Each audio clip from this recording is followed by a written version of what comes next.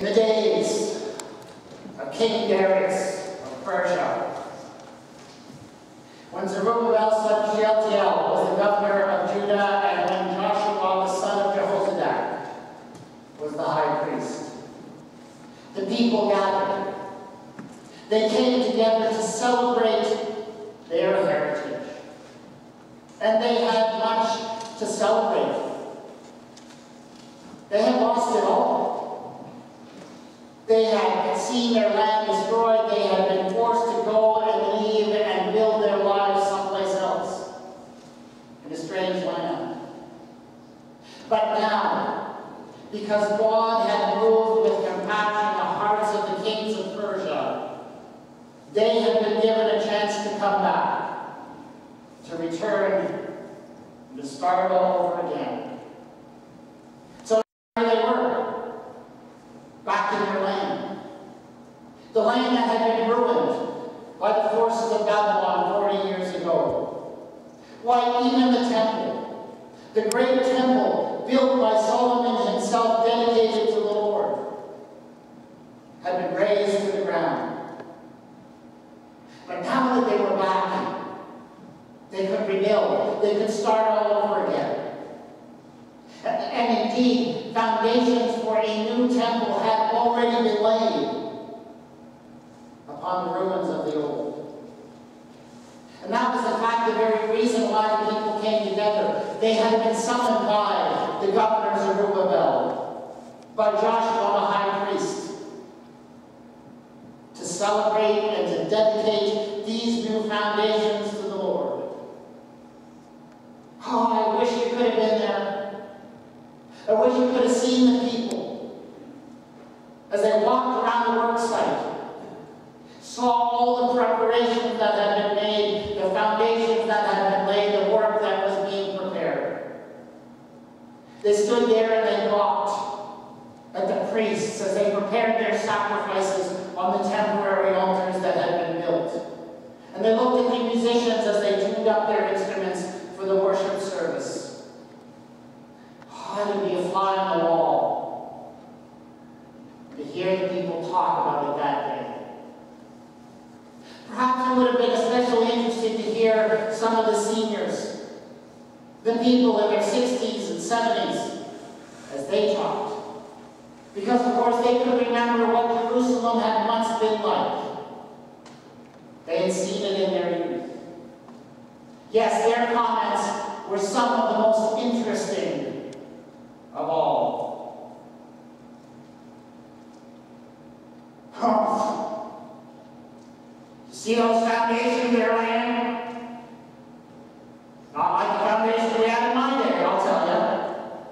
Now, we knew how to build foundations. Well, I remember when I was 9 years old, I used to stand behind the foundations of that old temple, and it would soar above my head. Now it barely comes to my shoulders. Foundations.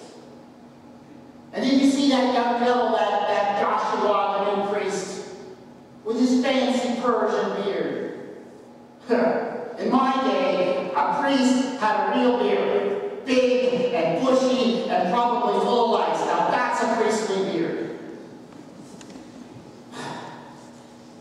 And I don't know about his technique with the sacrifice, because I was there and somehow the smoke doesn't just smell right to me. Not like in the old days. And did you see those priests? And did you see the singers and the musicians as they prepared? They were tuning up their instruments. They need to play on 12-string harps. 12 strings. Can you imagine it? Why, in my day, a harpist played on 7 strings and was proud of the chance to do so. I understand these people are trying. And I know this might look impressive to you. But if you'd been here, and if you had seen this house in its former glory, you would know that this one is as nothing. Yeah, if you'd been there, and you heard some of the people talking, you would have not been surprised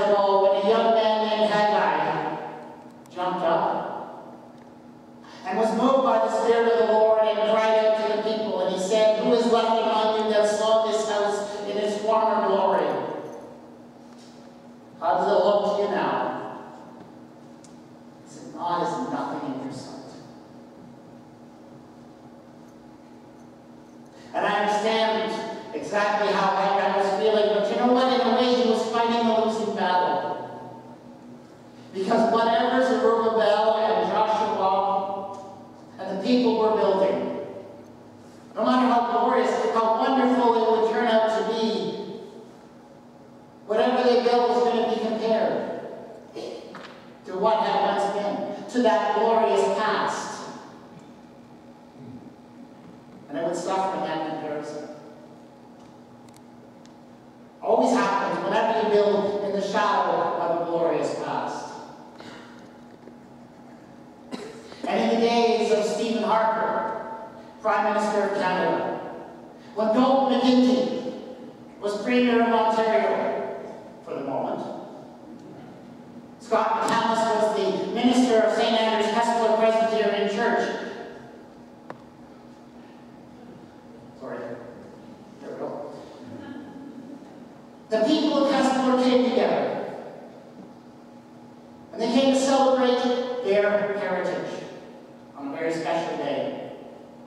And they had much to celebrate. They had a lively, vibrant congregation that did excellent work, carried out effective outreach in its community. They had a wonderful, wonderful program. They had incredible children and a wonderful program for them, so talented that many of them would likely go on to win Academy Awards. They had talented musicians and singers, enthusiastic, wonderful singers and musicians. Most of all, they had a vision to grow their ministry, to see it expand, to do wonderful things in the name of the Lord. It was an exciting place to be. But as they gathered,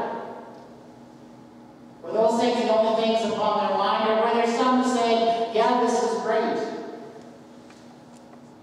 But do you remember when? And do you remember what it used to be like?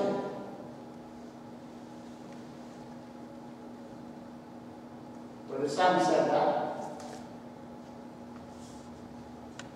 Because whatever we build in the church today, we are building it in the shadow of a glorious past. And we have a glorious past as a church. I mean, the church in general in Canada has this glorious past. There was a time when the church in Canada was seen as one of the central institutions of society. When church leaders could pick up the phones and call political leaders and expect them to listen. There was a time when the church married and buried and baptized the vast majority of the population. You can't say that anymore. And there was a time when the church's missions were these vast, incredible enterprises that sought to totally transform foreign societies, remake them from bottom to top in an image of our own. That was, I suspect, a rather misguided goal. And it probably did a lot of damage to particular societies, but boy, was it impressive. I don't do missions like that anymore. And more important than anything else, there was a time when the church could claim the allegiance of what? A good 80% of our society. And sure, maybe they weren't always in church on Sunday, but if they weren't, they felt guilty for it. And sometimes when they were there, they were only there because of the social pressure that sent them there. They were there.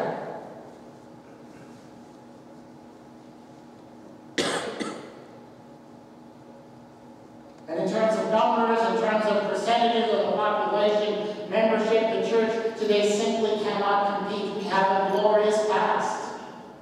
And of course, on this anniversary Sunday, we cannot help but recognize that we, as an individual congregation, also have a glorious past, that we can look back and remember. Remember the days when the pews were packed to capacity. 2 lively morning worship services.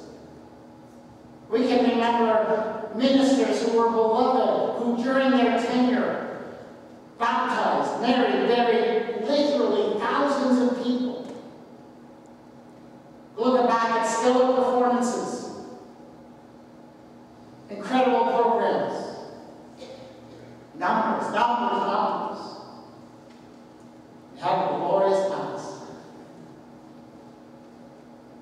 And that is why I suspect that the words of Haggai come peddling down through the centuries and come and speak directly to us here today. How many of you, who is left among you that saw this church in its former glory, how does it look to you now?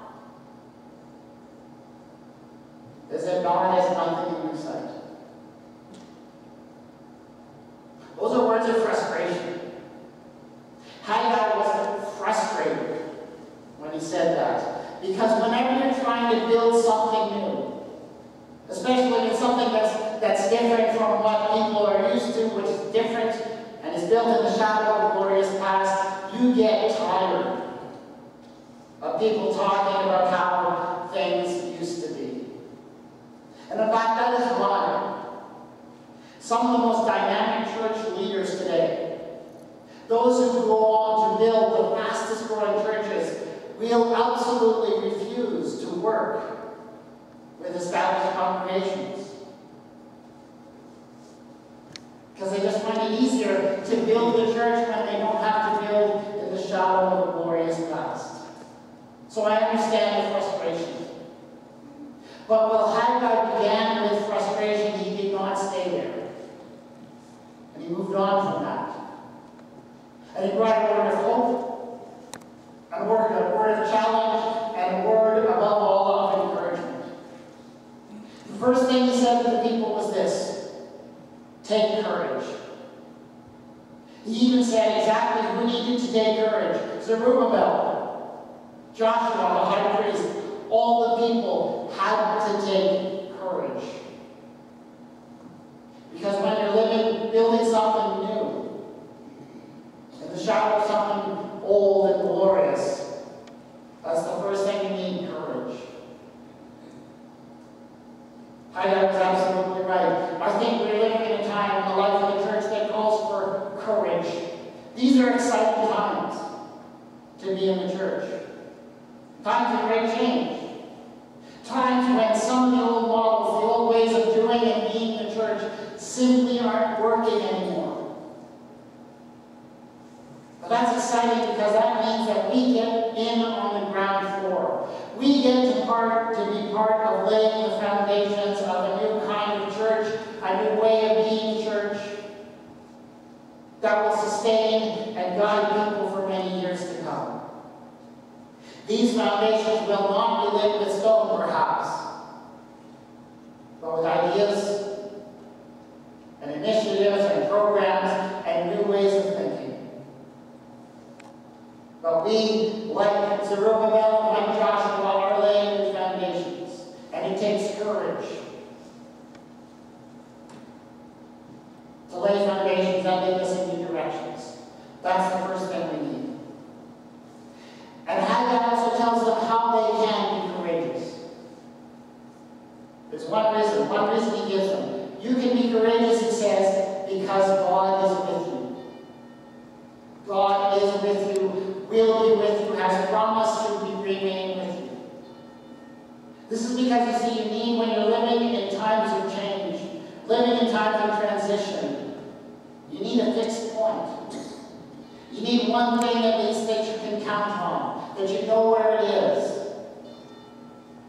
so you can build from there. Well, here God is promising to be that fixed point, that unchanging reality in our lives. That needs to be the start of our foundation. And we forget that. Whenever we forget that the center fixed point in our life needs to be the presence of God, we try to look for that fixed point someplace else. We try to look for it by taking refuge in memories of the past. Glorified, expanded memories of the past. We try to take refuge from change by resisting change. But if you learn to trust in God's presence, unchanging presence, you don't need to be afraid of change. That's what Haggai is saying. And he goes on from there to give the promise that forms the basis of the new church, the new temple that is to come. And it's God's promise: I will shake the heavens and the earth and the sea and the dry land. I will shake the nations so that the treasure of all nations shall come.